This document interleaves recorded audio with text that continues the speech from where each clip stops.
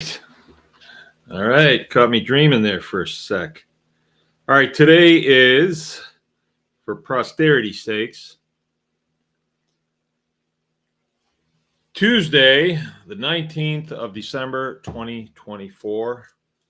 I'm Mark, your host, coming to you from Baker's Green Acres here in lovely Marion, Michigan. And welcome to the Anyone Can Farm live chat experience. The Anyone Can Experience, the Anyone Can Farm Experience live chat. The Anyone Can Farm Experience live chat. How about that? Oh boy, what a day. And it's been a long day. In some ways, I think maybe this show should be at 7 o'clock and not 8 o'clock. I don't know why we did this. That's like summer hours is 8 o'clock. But winter hours, I was telling Jill today that like we're in full winter right now. It's almost Christmas. And although it's been warm, I'm not complaining. But it doesn't get light until 8 o'clock in the morning. And then it's getting dark around 4:30 or maybe even 4. You know, we're starting to lose sun. So like today, it was cold. And so I wound up just coming in early and just reading and doing some things like that. You know, hey, Belva, welcome. So, the show tonight is going to be sponsored by the Anyone Can Farm tribe. And yes, we are still working on that, the Tribe Plus. We are in a constant state of improving.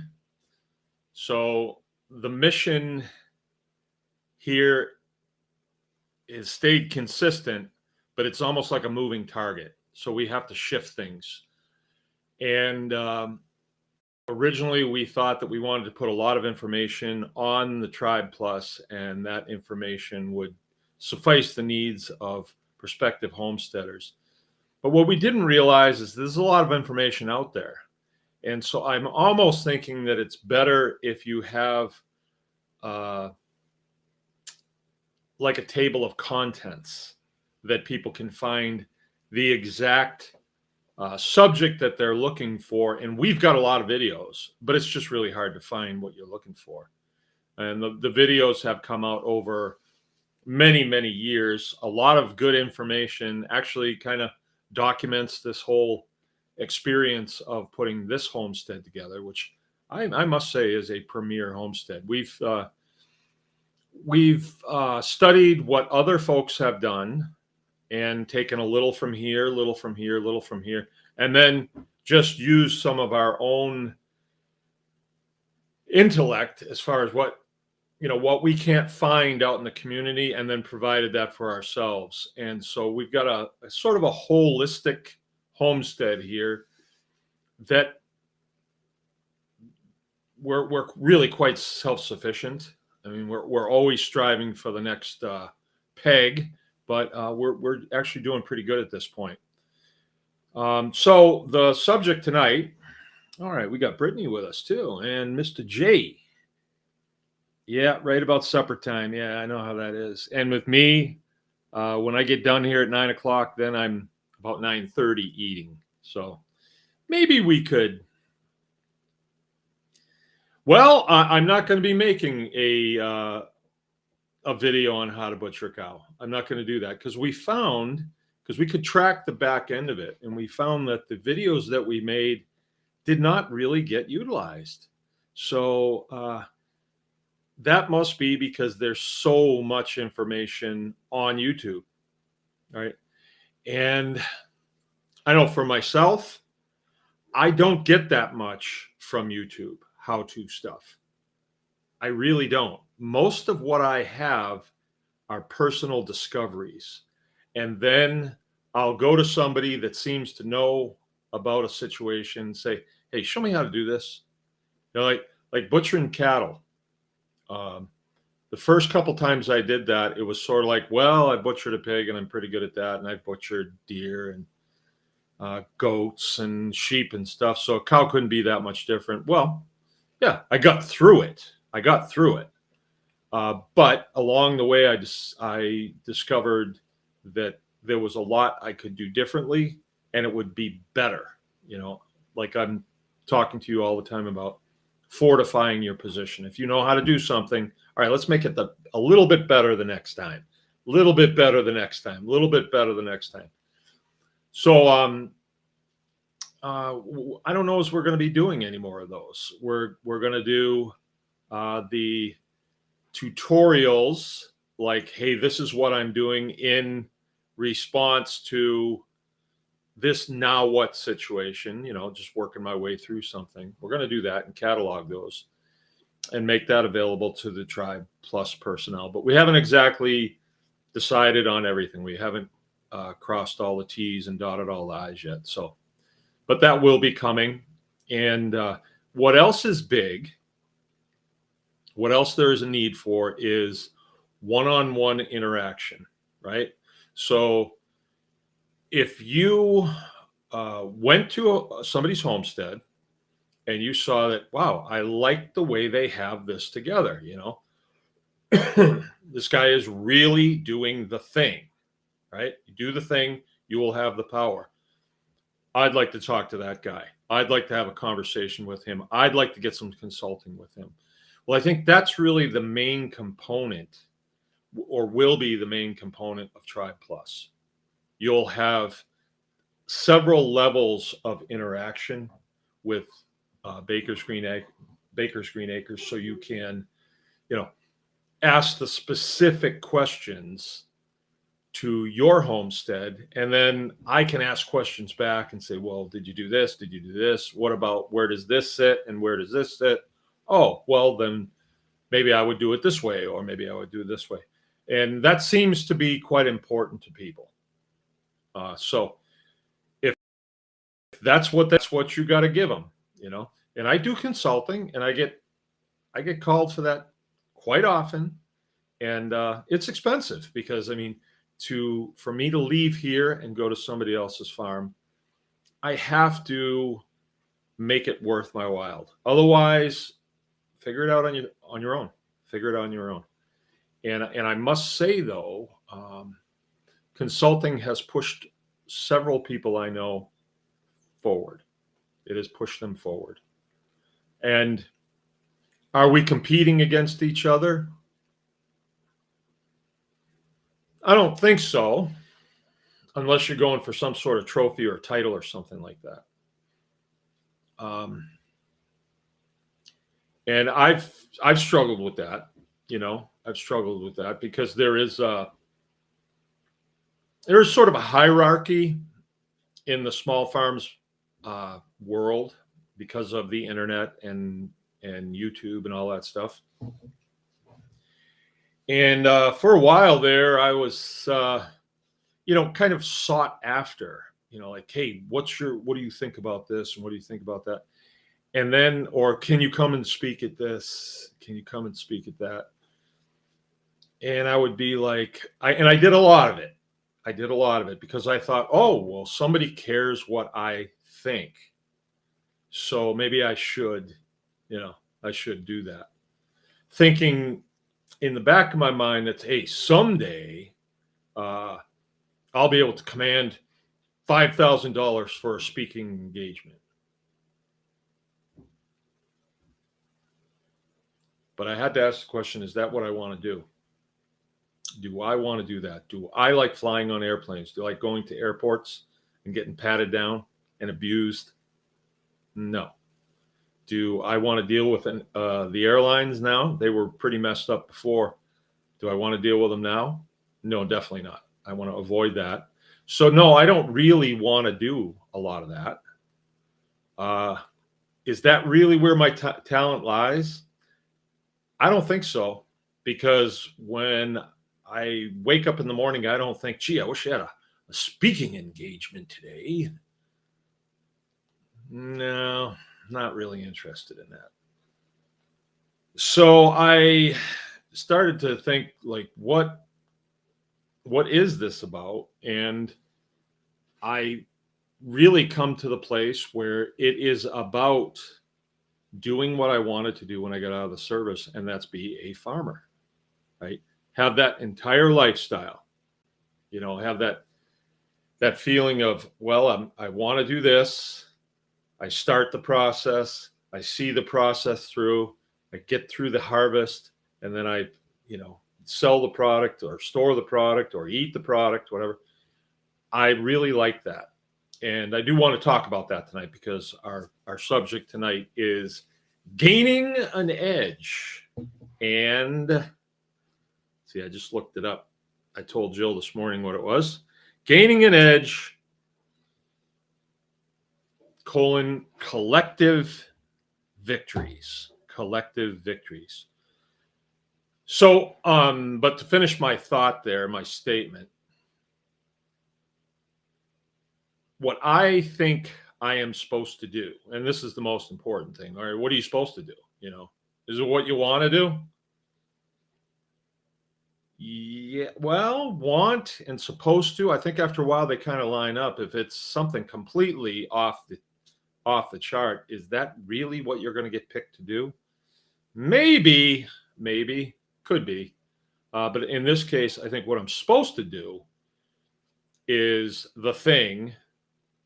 I gain the power from that thing. The thing is farming, right? And entrepreneurship, I'd say.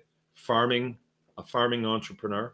Because not everything that we do here is farming per se. Some of it is other stuff.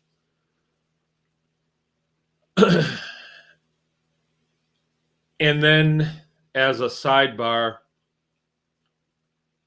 preserve the right for others to do this. And that is education. That is education. So, like this year, we've done, we did a pasture poultry class that was great, really good. We did Tribe Day that went off really, really well. There was a lot of education that went on during Tribe Day. It's coming up again this year. We're going to do it again. We did Homestead Hog Harvest. We did the charcuterie class. That was just last weekend.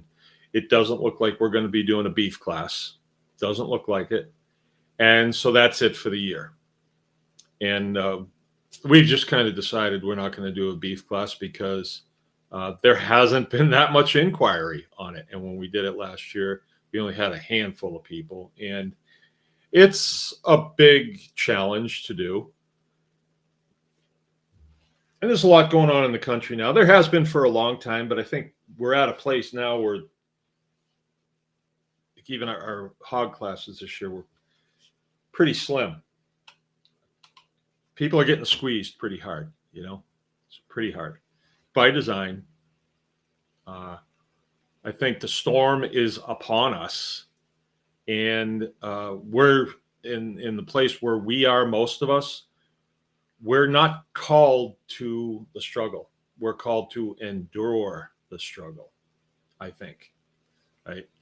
Maybe this information, this is to help preserve the public in this time, when food dries up and, people can't travel like they wanted to and things like that. It would be nice to have some skills.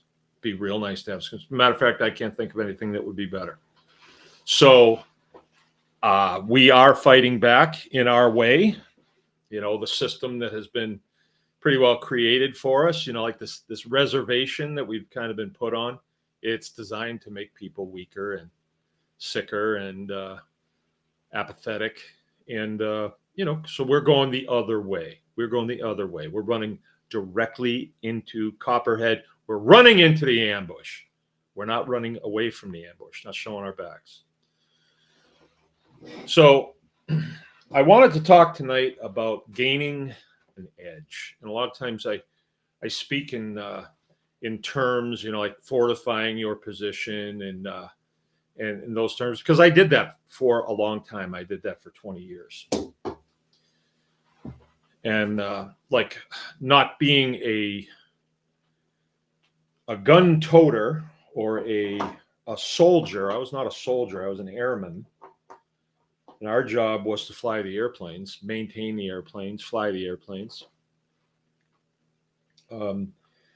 we still learned some of the soldiering things, because the branch of service that I was in actually was a breakaway from the Army, U.S. Army. It was the U.S. Army Air Corps. It was renamed in the 40s to late 40s to the Air Force, and then it became more, more focused on heavy lift and fighters. That became our focus. So, but we did do a lot of security work on our own bases, and so you learn these things. And then the group that I was with for a while, we would go to desolate locations and set up on what they called bear bases. So there was nothing there. And usually they would get a team of Army in there before us to clear it out.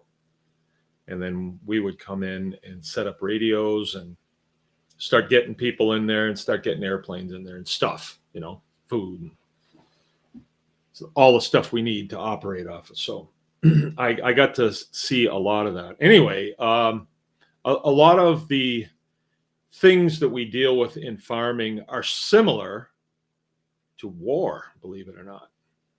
They really are.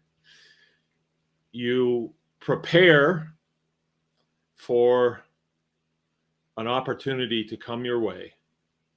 You prepare for a time when an opportunity is going to come your way to do something, and you want to get through it safely. Number one, you want to make it through it. You want to get through it safely, and you want to make the best gain that you can. That's depending on what your mission is. Your mission might be to just observe, no gain, but that's the gain that they want off you. Your mission may be to, totally assault.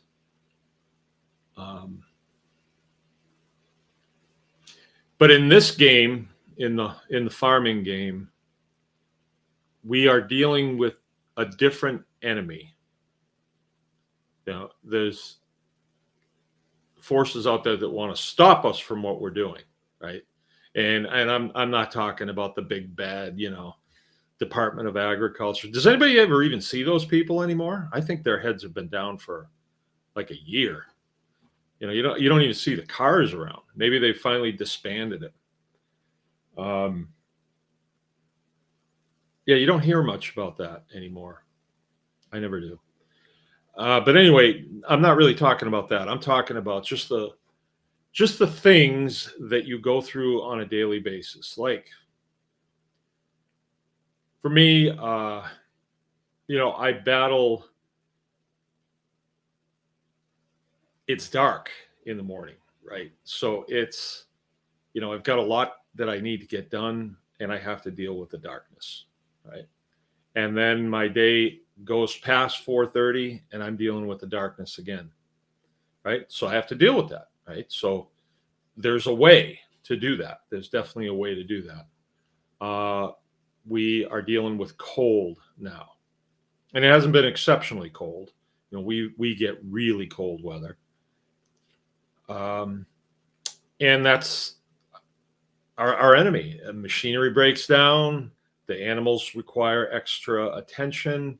Water freezes, things like that. So it makes life difficult.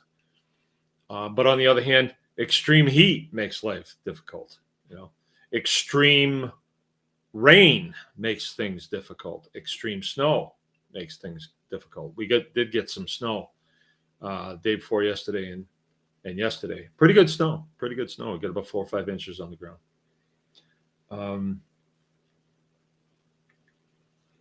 We deal with the market. You produce a certain item, and sometimes people really want it, and other times they just don't want it that bad.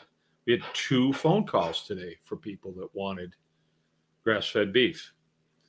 So luckily, we've got one in the freezer, and they're both going to stop by tomorrow, and so that will probably get taken care of, and that's a good thing.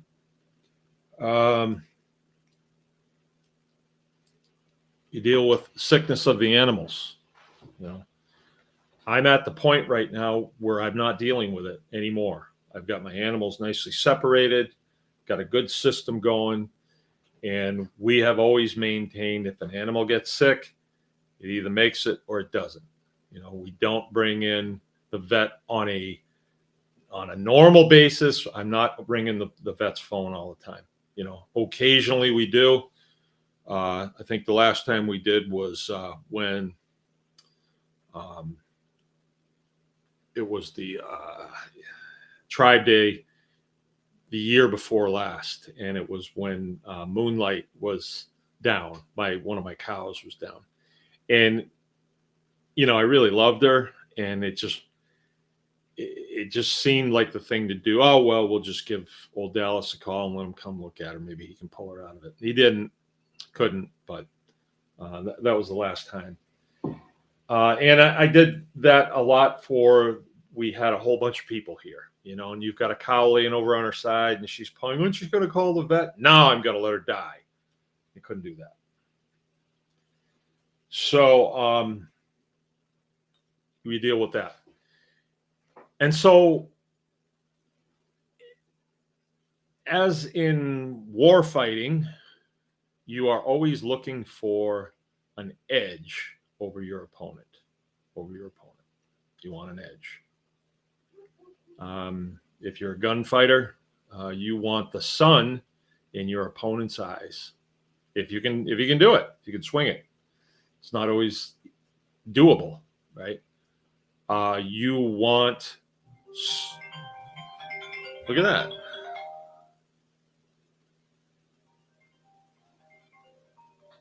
My phone. You want superior numbers of people. You want superior equipment. You want superior technology if you can get it. That gives you an edge, right? You're just a little bit better than the guy you're dealing with or with the opponent that you're dealing with. You want that. In the homesteading business, you need that. People come and go in this business all the time, because they get overwhelmed. You know, I'm just one person, and I'm dealing with the weather. I'm dealing with, you know, go down the list. And so it sometimes seems like a juggling act. Plus, I've got a lot of things going that I started, and now I have to maintain. And then things happen, you know, somebody gets through a fence, cow winds up on the wrong side of the fence, winds up, you know, walking off. Things happen. People on my staff get sick, let's say, or we have music lessons, or somebody's got a chiropractor appointment or something like that, dental appointment, you know, things come up. So that they're working against us, right? So we need an edge on that. Part of the title was Collective Victories. Collective Victories. So collective victories are an edge, but they have to be realized. And I might be starting to sound a little bit tree huggerish to you, or a little bit mystic, you know, a little mystic. But a good idea is for you to keep a farm journal or a homestead journal. I had one for years and then I misplaced it and I haven't gotten it going again. But my mind kind of is going on this all the time. So I have it here. And for me to write things down all the time isn't really required. Although there's stuff in that journal that I wish I had right now. So there you go. Maybe I need to start another one up. But what I mean by collective victories is, let's say, well, and you know, and another thing about me is I make these videos all the time. So I will do something, I'll think up something that I need to do. And usually it's a piece of the puzzle of something much bigger. And then I say, okay, I'm going to do this. I get all my tools, I get it all laid out, get it built. And then I pull out my phone. Well, this is what I did today, and this is why I did this, and I did this, and I did this. So when you do that, it actually imprints it in your mind. You know, you're not only doing it, then you're explaining it to somebody else what you did and why you did it. So these things stay fresh in my mind.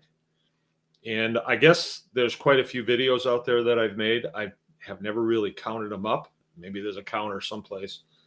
But see, this is what needs to get done. These are going to be cataloged, and there's going to be a table of contents. So if you wanted to see something about fencing, you could go and you could listen to 5-minute video, one after another, of Mark's little quips about why he did this in this.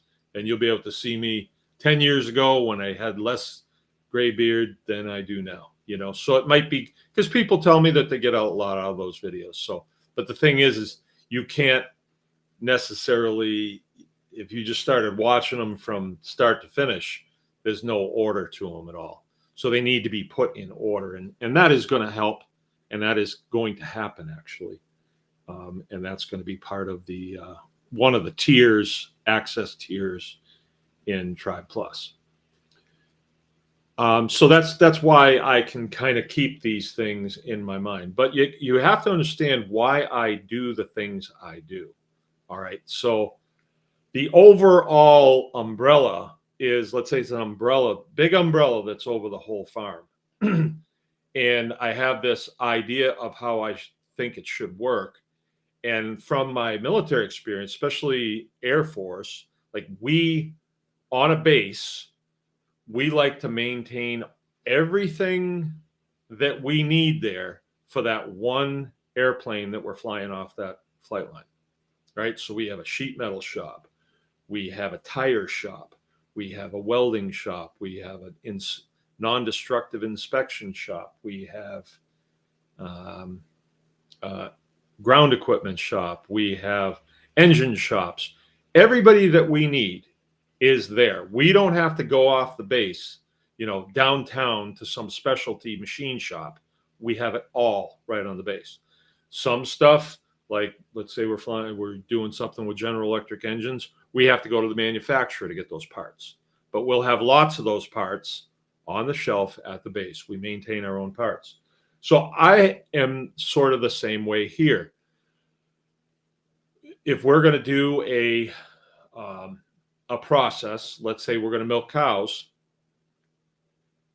I want to make the hay. I want the cows to have their calves here. I want to have the bull here. I want to have the bottling here. I want to have all the processing here. You know, you see, I want to have the delivery here.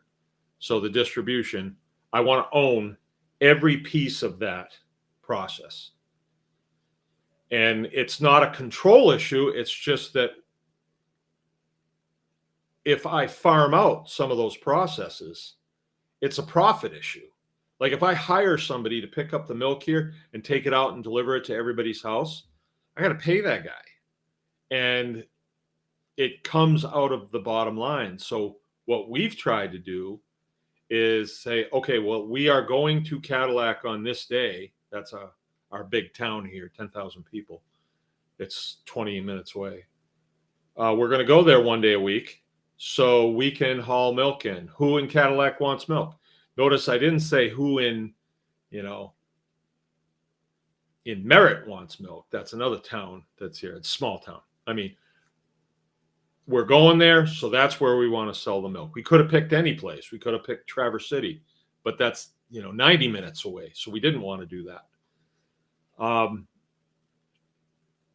we don't want to go there anyway. Traverse City is a weird town, so Cadillac's a much better town, and I would rather do business there. And I'm going to do business where I want to do business. I'm not going to do business with people I don't want to do business with, right? And I'm not going to, Anyway, I don't want to go too far into that. But doing business with my own is an advantage. It is an advantage. If I do business with not my own, it becomes a disadvantage. So it puts me, it doesn't elevate me, it lowers me, right? But it is important for me to own every step of the process. I want to do that. And, that there's something to be said there. If you want to do it right, you want it done a certain way, then you're the one that's going to have to do it. And we used to do business with this company. They just went out of business here not too long ago. We did business with them probably, I don't know, 12, 14 years ago. Cherry Capital Foods. And they were a distribution outfit. So we would sell to them, and then they would distribute it to the restaurants and retail stores. And, they wanted quite a bit to do it. They wound up actually getting the lion's share of the profit out of it. And because distribution is expensive. And we got to a certain point with that where we just said, enough's enough. We can do this cheaper than you guys can do it. And so we did. We broke away from them. They're long gone now. Many of the homestead support facilities that popped up around here are long gone at this time. Long gone. So we've hung in there for a lot of years. And I would say that if you want to learn from somebody, listen to those who know. Don't listen to somebody who's failed. Listen to somebody who's been able to hang in for a long time. It's because of what I'm telling you about now, gaining advantages. Okay, so if you look at the puzzle and you are at you're in your mind, you're picturing your facility, your goal as a homestead, you're picturing it running 100% the way you want it. Like in mine, the cutest little store you ever saw is down there. It's got tongue and groove on the wall. It's got a wood stove in there. It's got nice lighting. It's really lit from the outside. Nice door with a cool sign on it. It says welcome on it. My customers can pull in the driveway. They don't have to turn around. They used to, but we built the driveway all the way around. That was done, 6, 7 years ago, right? And at first, when I built the road, I didn't do such a good job because I'm not really a road builder. It was more like, I think I'd like to have a road here. And so I started traveling it. And then I finally had to dig a bunch of the lawn out, and I had to get a bunch of gravel brought in, bought a dump truck load of gravel, and then I spread it, and then I raked it out, and then I drove over it, and I did that several times. Then I got a truck to come in and drive along it and dump it. So now people can pull in the main driveway, stop at the store, go right around. The store isn't built. It's not there. But I'm putting the pieces together that the day that store opens, there'll be a driveway to it. There'll be electrical service in that building. There'll be a roof on that building. And those things are there. But the store itself is not built out, right? But boy, when I put that roof on that building, I did a good job. Well, that was like 15 years ago. I know. And now I have the advantage of that roof on there, right? What's the advantage? No water in the building. So it maybe sounds kind of rudimentary, but a lot of times I think when homesteaders or small farm entrepreneurs, looking at you, Crunchy Mama, that's perfect for you.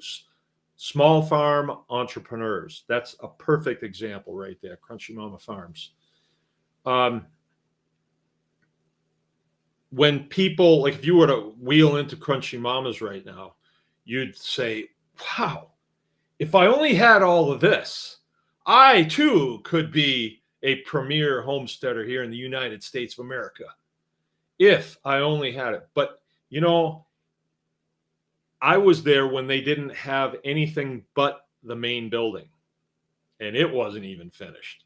And then I was there, I think 2 years later. Was it 2 years later? It was just this. Oh, gee, I don't remember. Was it just this last winter that we drove through there? And now there's all these buildings popping up every place, and facilities going in, and driveways, and plumbing, and all kinds of stuff. So they have a vision what they want, but they're piecing it together, and they're being very careful about, well, I would like to have this over here, but we got to get this done first, because if we put the building there, we can't get the plumbing under it, things like that. So you have to be judicious about what you do first. And, do you want to get to the place where everything is 100%? We're not building anymore. I don't know. I mean, there'll always be something to improve. Always there would be something to improve. Because as soon as you get a building in and you really like it, you're going to say, boy, if I had some nice lighting on that sure would look good at night. So there's always things that are going to improve. But the victories that you accomplish today are going to benefit you way down the road. So what kind of, and I mean, I don't want to be too dogmatic about this, because everybody has their own homestead and what they want, right? And they have to decide. Myself, the other night, I was sitting down in the Forge, which is our new machinery shop. We named it the Forge because we're going to, someday down the line, I'm going to have a forge down there, and I want to start, hammer and anvil. I want to make knives and tools and things like that. Got the welding equipment down there. I want to do more of that. I do about every month. I'm welding something or building something, but I want to do a lot more of it. But I was sitting down there. It was after dark, and the lights were on up at the butcher shop. My bull is hanging up there, by the way. And I'm sitting there and I'm looking up at it and I'm thinking, wow, that's a lot. We got a lot done this year. And I started to kind of think, when was that we built that? And I went back through, and October 12th, there's a picture of us putting the phone poles in for the overhead hoist, or the on the kill floor, Sean. That's what I'm talking about. Like, we put 2 phone poles in, and then we built a beam to go up there, and then a rail assembly under it that was all bolted up in place. And now there's a 500 or a 2,200 pound chain hoist up under there for lifting stuff up, and it's up 14 feet. It's really nice. And I made it so that I could start butchering beef on a more regular basis. Now, it was a beautiful thing.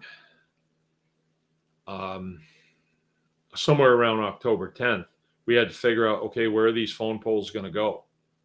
Right. And it's like, well, get the tape measure out and start kind of figuring, and, do the best you can. And okay, right here, dig a hole. So we dug a hole, dropped the phone pole in, and then we had to dig another one. So we did that. And then all the way to putting the roof on, getting the rafters up, putting the roof on, all that stuff. A lot of work, getting it wired in, had to get all the electrical done. And then last Thursday, I was telling you guys last Tuesday, probably that Thursday, I was going to knock down Big Boy. He was our bull. His name was Endeavor.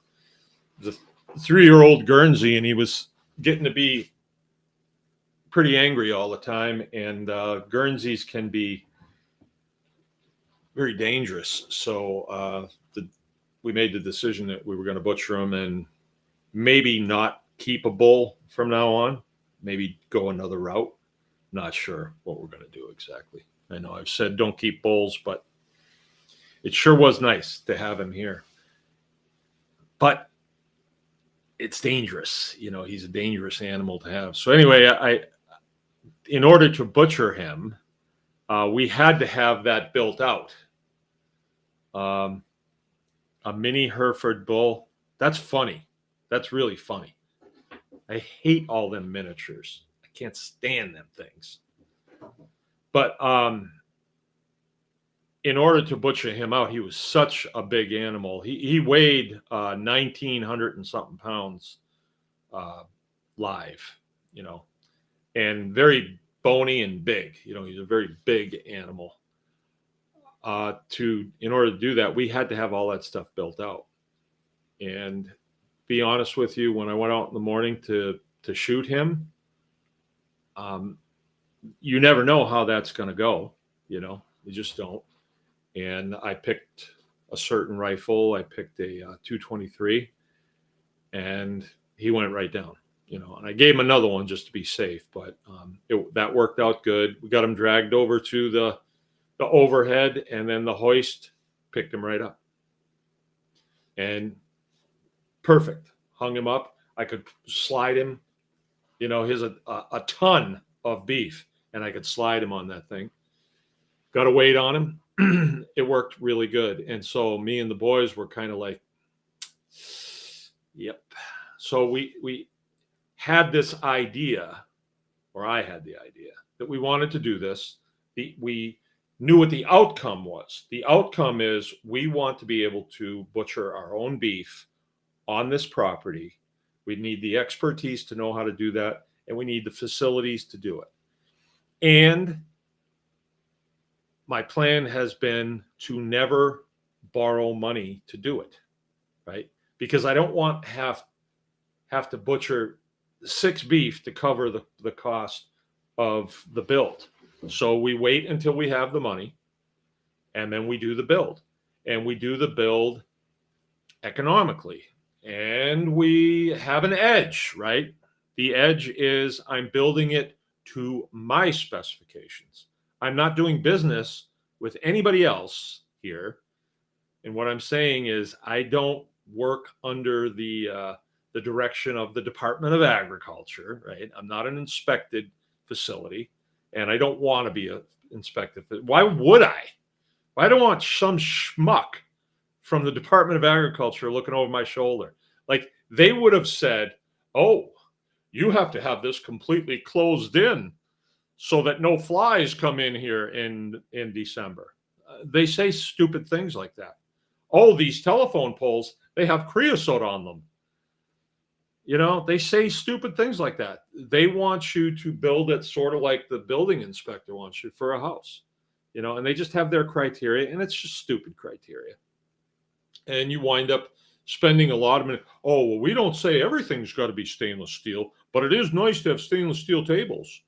Well, yeah, but wood tables work all right too with big cutting boards on them. And that's what we're going to do.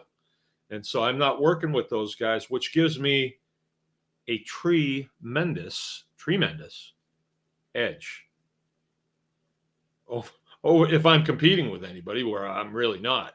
Like the USDA plants that are around here, United States Department of Agriculture inspected, I'm not competing with them. You know, they kill and process. They have big crews working in them, and the animals that they process winds up going to stores and restaurants and things like that. I don't sell to those places. I don't need to. There's so many moms out there that want decent food for their kids, which there's another edge right there. Like moms right now, lots of them don't trust the science. So our adversaries are the ones that did that. It wasn't us that pointed out that they're full of you know what. They made it perfectly clear that they are just by their own actions. And so what does that do? Gives us the edge. Gives us an edge, right? Another edge that I have is at this stage of the game, what is important to me, I have it already. I mean, I don't have these massive goals they're not massive, Like I want to build a new petting zoo because I got such a kick out of customers coming in, moms, they're the ones that are coming in during the day, and they got little kids, and the little kids go bolting over to the calf or the baby goats or what other else we had in there. There was always something in there, and it was just some cattle panels that I threw together. But I want to build a nice one, with a nice bench in it, a couple nice benches, and maybe one of those little machines that you can put a nickel in and turn it, and you get these little pellets out of it that the goats will eat, and the kid can get jazzed out of it, or a little, like a swing set, and it would have decks on it that the animals can climb up. So you could have a pulley system, and you send one of those little pellets up to the top, and then the goat scampers up there, and the kids could watch that. They'd think it's great. And I think that would be fun. So, I mean, it's not a huge goal. It's like a few laughs. My grandkids can play on it. Yeah, that's a goal. A lot of what I wanted to accomplish has been done. We've got the facilities together, and we're ready to work. We're ready to go. I have my kids coming home for Christmas, and they love the time that we spend together butchering. They've all grown up doing it. So tomorrow, like son Keith is coming home tonight. He'll be up tomorrow morning. And then my oldest son and my second oldest son are going to come over. We've got big boy hanging there, so we're going to get him down and get him moved into the tables. And the girls are going to go to town, boning him out, and we're going to knock down another steer, get him brought up, get him skunned out, butchered out, and all that stuff. And we just enjoy working together. And the work is not only fun, it's really productive, really productive. And then we'll probably have steaks for lunch. Not a bad thing. Or burgers or something. But this didn't happen from last weekend to this weekend. It didn't. This was a long process of small goals achieved, and it all sewed together for a mosaic of a functional homestead. A functional homestead. There's a lot to it. There's a whole lot to it. And you learn things all the time. You learn things all the time. So one of the gains or one of the edges that I've been dealt, right? Well, I shouldn't say been dealt, because then that makes it seem like I didn't go looking for it. Like you have to, you can wind up in a gunfight at high noon, and all of a sudden the sun can be in your eyes. And your adversary is saying, idiot, he wasn't looking what he was doing. You can always be looking for that edge, right? You have to be careful. You have to be careful because the homesteading business is a people business, right? And we do not want to be the singular homestead. That's not, at least I don't. Maybe some people who don't like people, but I don't want to be there. I want to be part of a bigger community. That's what I want. Or that's what I feel as though I'm supposed to do. I feel as I'm supposed to be an example in the larger community, maybe an instructor, maybe even a leader in the larger community. I'm fine with that. I'm comfortable with that. I'll do that.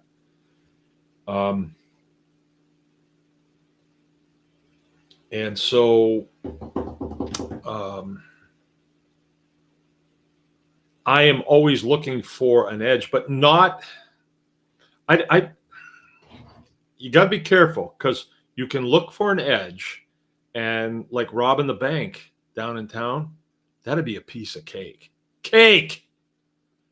but it's illegal, right? You don't want to do that.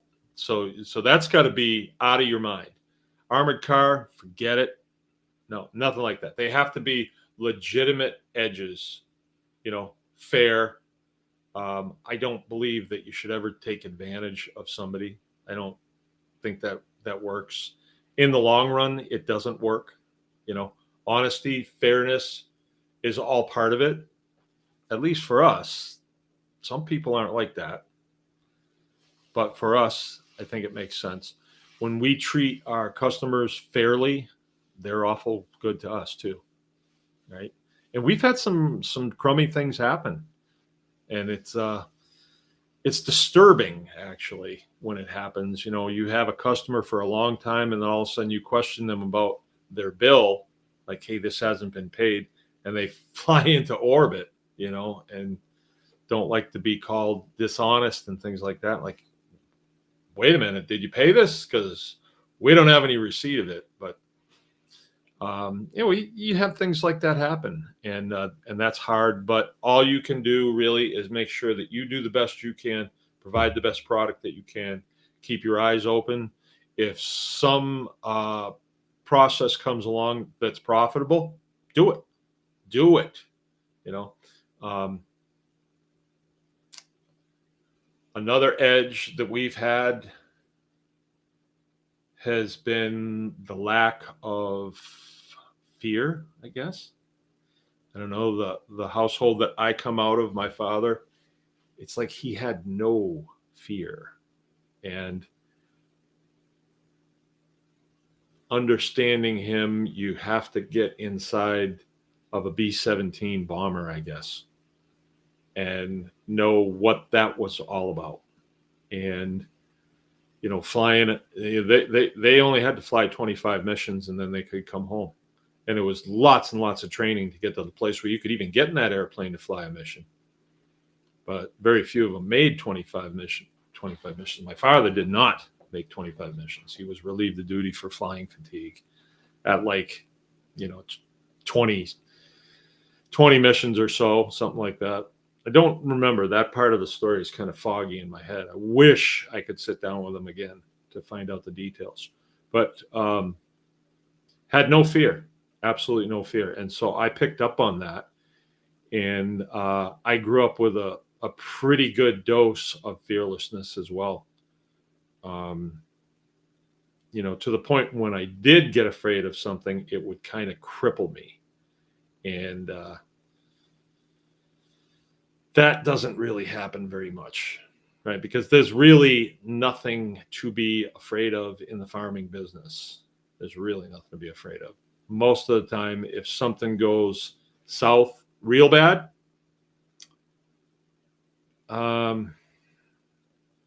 you get another chance. You do. There's been a couple of close calls where things have fallen over and trees have come down in the wrong place and things like that, where people could have been seriously hurt. Weapons discharged. There was a wood stove that got hit with a 30 caliber round. Not me. I don't want to use any names. But, things like that can happen, and that you don't get a second chance at that. Water troughs that fall off the front of. I healed up pretty good, didn't I? I really did. I'm really surprised how quickly I healed. But always looking for that edge. And I think the biggest edge, what I'm trying to get across here, is every time you do a small part of it, you may have to take a little time to do something right and build a component, but later on, you'll be glad you did. I can give you an example, and I think this is a good example. I was doing barbed wire next door. And when you're doing barbed wire, sometimes you can have somebody helping you that can hold a piece of pipe, and you can walk the wire out. But the kids were in school, and I didn't really want to disturb them. So I want to be able to do it myself. And I want to be able to do it myself anyways. I don't want to have to always have another person helping me. So I have my little trailer, my little spend trailer that goes behind the Jeep. And I thought if I could take a piece of pipe and put it across the top of the trailer and put the barbed wire roll on that, then I could pull it out. So I did that. I had a couple of C clamps that I held in place, and it worked pretty good. Only thing was, it would start to twist the pipe, and then the pipe would walk to one side or the other, and then it would fall off. And then I would have all this barbed wire out, and I'd have to put it down, stick it in the ground, and then walk back and put this back together again. So that I used that for 2 days, and then I thought, I got to come up with a better idea. And then I probably was thinking about it before I went to sleep, and I welded on a piece of angle iron on the end of the pipe, and then I welded a nut on the outside of that and put a bolt on it so I could run the bolt in and it would grip the sides of the trailer. And I put the barbed wire on there, and just like New York, it pulled out and there was no problems, and I could walk that out. I had some really long runs, and I could walk it out, and I had no problem at all. You know, it didn't catch on anything. There was no kinks in the wire. It would just work beautifully. So then the next time I go out there to do, well, the long runs that I had to do, I went out there and it was like, it was no problem. So I took a little time, and it probably took me 2 hours to put this together, do all the cutting and welding and engineering, and I did it. And when I got done, I stepped back. This looks good. Will it work? Took it out to the field, tried it. It did work. Victory. Victory. We've got a victory. All right. That piece of equipment that I built, this is just a few weeks ago, will be with me when I'm 110 years old and I'm still fencing out here because I'm going 120, right? It will still be with me, and then it will be part of this farm. Who's ever running it, it will still be here. Hopefully it's one of my kids. Hopefully it's one of my kids. It'll still be with them. When they're going to do some wiring, they'll put that thing on and they'll know what it's for. There's several pieces of equipment around here for doing woven wire. I had to cut up a Model T that was over at the junk pile when we moved here. And there was nothing there that we could use. It was the front end, and all the parts had been scavenged out. But there was a spindle there and a wheel, you know, a spoked wheel. And before I went cutting into it, I said, is this wheel any good? I checked with a guy that dealt in them. He says, I've got a tractor trailer load full of that stuff. That stuff is everywhere. They built them like tanks. They're all over the place. Model Ts, Model As. So I cut it up and I made this apparatus to go on the back of the tractor on the 3-point. And you can put a entire spool of woven wire on there, and you can walk it out. You can walk that out, right? So it saves a ton of effort, because if you don't have that, how do you unwind that and walk it out at the same time? Very difficult. If you roll it out on the ground and you have to lift it up, and it takes 10 guys to do it. This way I can do it by myself. That thing still, we've put so much wire out with that thing. It's unbelievable. So you want to, at least I think I would like to pass this on to you. When you're building a piece of the puzzle, you may be building it for immediate use, but keep in mind, you're going to use that a lot, right? You're going to use that a lot. And when you use it, you know, a few years from now, you're going to say, boy, I'm glad I got this thing. And when you hit one of those, embrace it. Embrace it. If you have your children working with you, you make sure you say to them, hey, you see this thing? We built this 10 years ago. And now look at, we're using it now. We built this before you were born. I built this before I built you. And, you know, I'm saying embrace it. Embrace your victories. And keep a running compilation of them. So my kids give me a hard time a lot about my workshop, where my tools are. My tools are really important to me. My father instilled that in me. The tools are important, right? And then there's a lot of things that I've been involved with, you know, in the Air Force. Tool control is huge. I mean, you wouldn't believe it. You've got all those shops that I was telling you about. They're all around the flight line.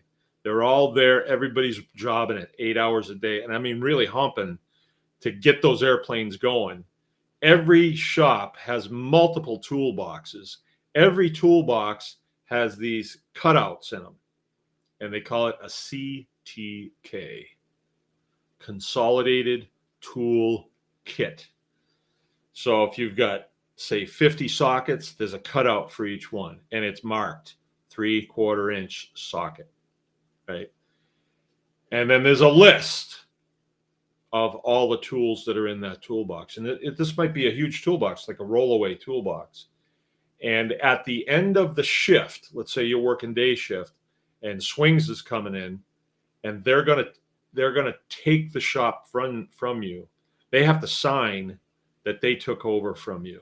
That means some high-ranking non-commissioned officer has to go through every toolbox and make sure every single tool is where it's supposed to be. Let's say he opens up a drawer and there's a screwdriver missing. He's going to say, hey, we're missing a tool. And then the shop chief's going to come out and say, where is that screwdriver? And everybody's going to go frantic, start looking through their coveralls and everything, looking every place. If they can't find that by the time we're supposed to leave, if we're on day shift, the boss has got to call job control, which is a centralized job control office that says who takes off and who doesn't take off on the flight line, or gives clearance for airplanes to go to the tower, and then the tower is the one that lets them go. He calls job control and says, we got a tool. We're missing a tool. They will close the flight line. If there was a plane on the end of the runway getting ready to take off, they're going to hold him. I'm not kidding. Because if a tool winds up in the wrong place on an airplane, it can cause the death of the pilots.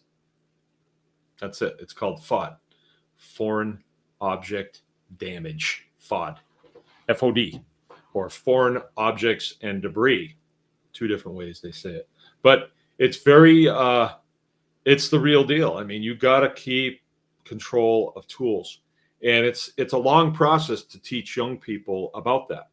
And I was one of them too. I did something really dumb one time with some tools, and I was lucky I didn't pay the ultimate price for it. I really was. It's a long story, but yeah. So we've moved our tools around on the farm several places, and where they are right now was specifically built for maintenance on our equipment, and it's real important that it's taken care of and they stay dry and accounted for and all that stuff. But my shop has been in several different places, and now I actually have kind of two workshops. I have, or three if you want to. We have the butcher shop that's for doing butchering, processing of animals, whether it's beef, pork, or chicken, or llamas, or goats. We have the wood shop, so that's where we do anything that's wood. You know, the table saw sits up there and stays dry. If you have to custom cut a piece of wood, you go up there and you do that. You want to build anything, you can do it up there. And then the forge is where all the welding equipment are, and the mechanics tool. And at one time, I had a 1-ton truck that I got from Brian Jacobs with toolboxes on it. And that was my plan, was to have kind of a mobile maintenance. But turned out I never used it. I had the truck for a while, had it outfitted with tools and stuff. And then every time that I needed a tool, it was easier for me to just take what I needed and then bring it back rather than take the whole truck. So I deleted that. I didn't need it anymore. So I took the tools out of it and I sold the truck, and it worked out good. So, okay, Copperhead saying, always good to hear your military and farming comparisons. Isn't it similar? Don't you think it's similar? You know, like you do a lot of preparation, and if you don't do the preparation, you pay. But if you do it and everything is ready, it's like, oh man, I'm glad I had that flashlight on me. You know? Yeah. There's a lot of things that you learn through that. Flashlights especially. I remember one time I had a flashlight on me, and some guy said, hey, let me see your flashlight. And I was like, no, use your own.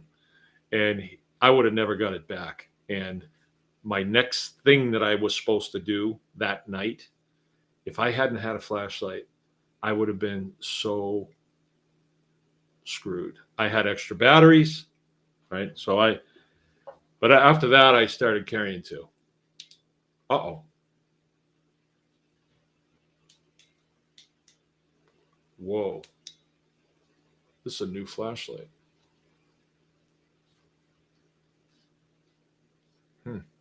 That's odd. Huh. This one's brand new. Yeah.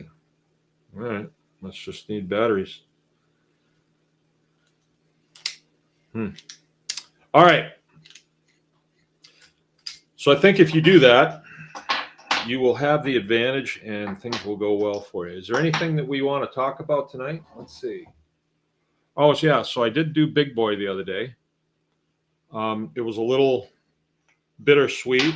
Jill actually got a little teary after I shot him. I did make a video about my selection for firearms, and other people kind of chimed in. Oh, I would have used this, and I knew that was coming.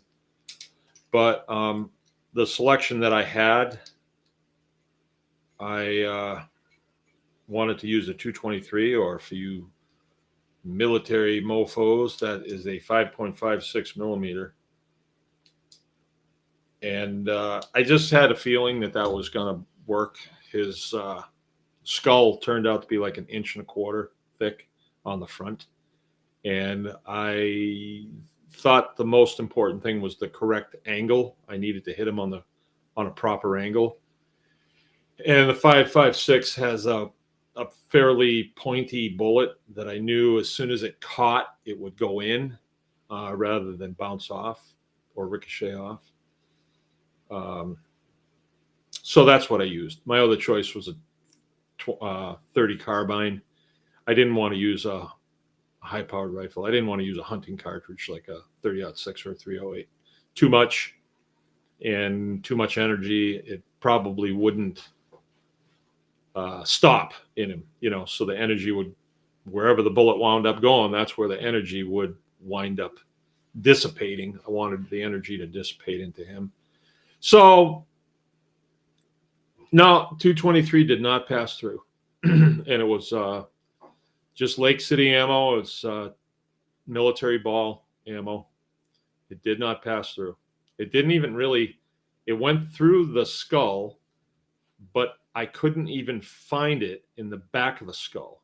Like, I never did find the bullets, and there was 2 of them.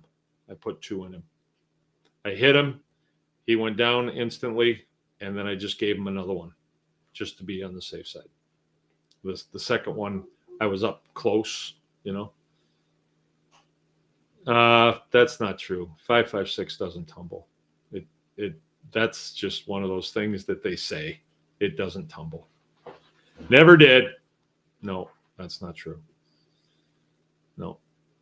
Ball ammo is the same ball ammo that we use on the 308 or the 7.62 and the 30-06. Ball ammo is ball ammo, and it is not a destable bullet. There was like rumors of that, and there was great things that they said about that. That they built a destable bullet, so when it would hit, it would tumble to increase the lethality of it. And that's just not true. Not true at all. All right, so, and I don't mean to be dogmatic about that, but I fooled with those things for a lot of years, whole lot of years, and that was what I had felt at the beginning. Of course, the M16 went through a lot of changes from the time it was adopted. Many changes. Towards the end, we didn't even have M16s anymore. We had M4s. It was somewhat the same, but quite different. All right, that's going to be it. I think we covered everything. Yeah, I'm going to get to it, have something to eat, then hit the sack. Remember, anyone can farm. No consulting call this week. Christmas is coming up. Let's see. Christmas is Monday. So we will get together again next Tuesday. All right. But everybody have a Merry Christmas. Be safe. Oh, what about current events? Current events. Wow.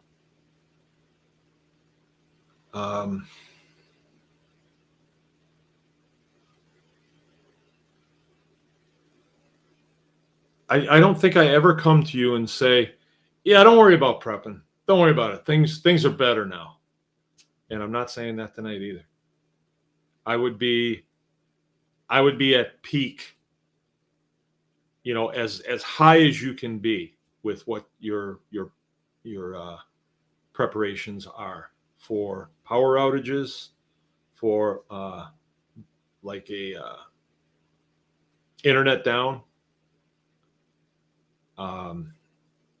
But have enough provisions, have a means of getting water up out of the ground or water stored, all those things. I don't need to go through it.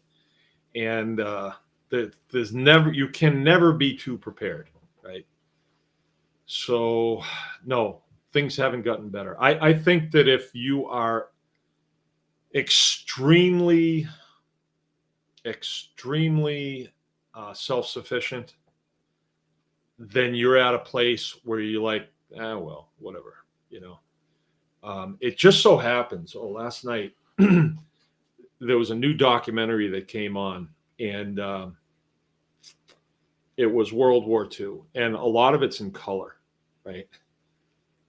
And it was, what I was watching last night was the Battle of Britain, and it started off as an air battle. The Luftwaffe was flying across the channel and bombing London or England, the United Kingdom. They were hitting targets, and they were being pretty bad about it. They were being pretty cruel. They were strafing civilians, and according to this documentary, and I knew that they did that too. They just wanted to really be tough on those people. And so the English always seem to have smiles on their faces. They're climbing out of buildings that are just disintegrated, and they got grins on their faces. And so they put in a radar system so they would know when the Germans were coming. And it was extensive. Then they started building Hurricanes and Spitfires and training up pilots. They were getting pilots from everywhere to come and fly those Spitfires. And they beat the Germans back because the Germans had to fly across the channel and then do their thing and then get home. And so if they were shot up, they were going into the drink. And RAF pilots were not kind. They were not kind. And so the Germans finally said, there's got to be a better way. So they pulled back, and then they determined that if they could cut off the supplies to England, they could put United Kingdom or Great Britain out of the war. And so they determined that they would need about 300 U-boats to disrupt shipping.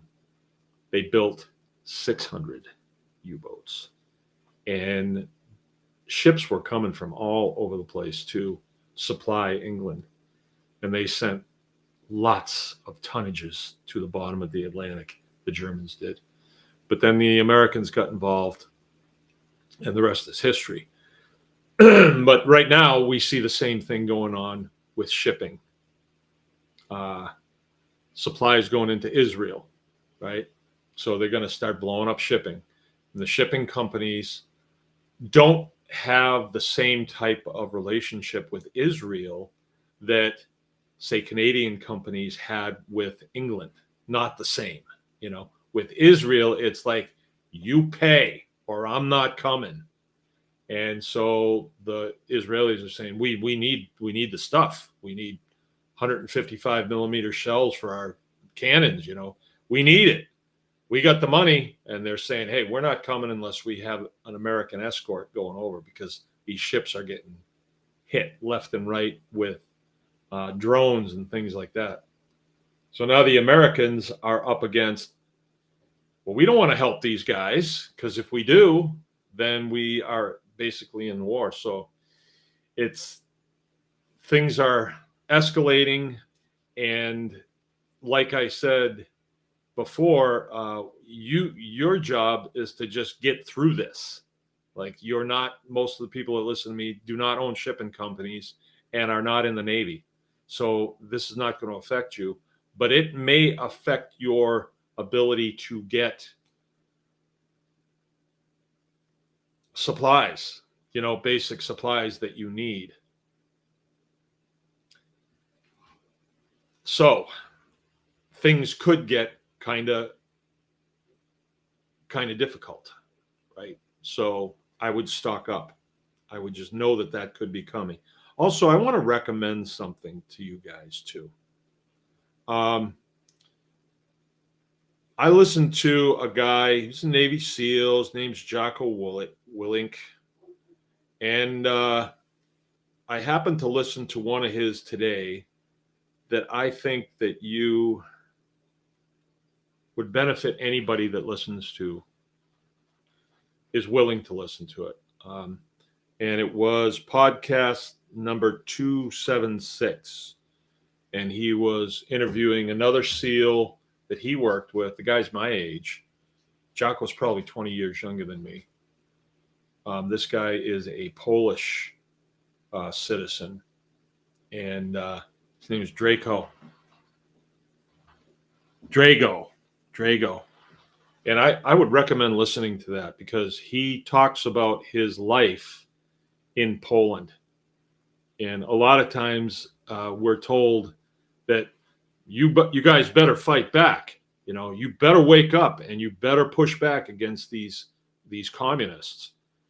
And we think, okay, communism's bad, but like how bad is it? Like, I never really knew, even though I was in the military, and it was like, communism bad, capitalism good.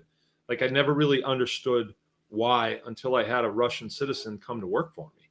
And I used to get to quiz him when he came in from the field, like, what's it actually like living in Moscow? And, get that whole story down. But this podcast was excellent, because this kid was in Poland during the time it was communist, and he was, he pushed back a little bit. He was just that kind of kid.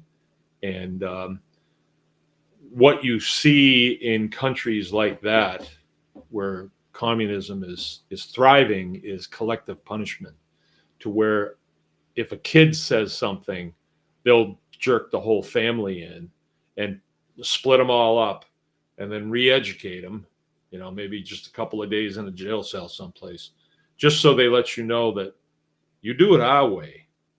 You do it our way. And under that system. And I think that our country is right on the edge of this, right?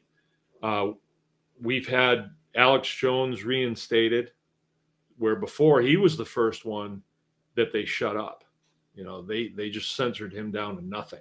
He was kicked off every platform, and now he's back.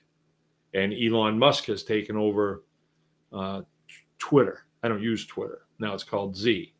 And I noticed that I don't see as much fact checking stuff. I haven't been given a demerit in a long time, and I have been pretty loose with what I've been saying. So I think it's kind of gone the other way now, where a lot of the oppressive organizations that were, like the woke crowd, that were able to think on us and get us kind of kicked off platforms and stuff. I don't think they can do it anymore, because that wokeism stuff is not working out. It's just not working. So I think we might be on the downhill slide, but the entities that were pushing that agenda, they stand to lose a lot if, they lose control, if the deep state loses control, which they are freaking out right now, that's for sure. So they're going to have to pull all the stops. And you know that if they could get us involved in a world war, then that would create just a lot of confusion, and a lot of smoke and a lot of clutter, and they could keep their dirty businesses going for a lot longer. But I don't know. Seems like the playbook is pretty good. But anyway, that would help if you guys listened to that. I think you'd gain a lot of insight. What I gained from that, and I already knew this, but I think this would be good for other people to hear, is Americans are very entitled people, especially my generation, baby boomer generation, and the one just down from me, like my wife's age. They're very entitled. They've lived really easy lives. Now, my wife's not like that, because she only enjoys the simple pleasures. But we, if you watch our TV and our commercials and stuff, people feel very entitled to a very lavish lifestyle, that they shouldn't. And I think an edge against your adversary is self-imposed austerity. And that means living a more Spartan, a more frugal lifestyle. That's my opinion. That's my opinion. That's what I do. Podcast, David, that podcast is on YouTube. Jocko Willink, or Willink. Jocko Willink, the Jocko podcast. If you just put in Jocko, you can't miss it. He's a big dumb SEAL member. SEAL Team 2, I think. He's a good guy. He's from Maine. He's wicked good. Jocko's wicked good. Big tough guy. Big tough guy. All right. Everybody's saying Merry Christmas and Happy New Year and all that good stuff. So great. Appreciate it. I'm going to get going, you guys. I hope everybody stays safe. Just be prepared. Time to get serious. Remember, anyone can farm.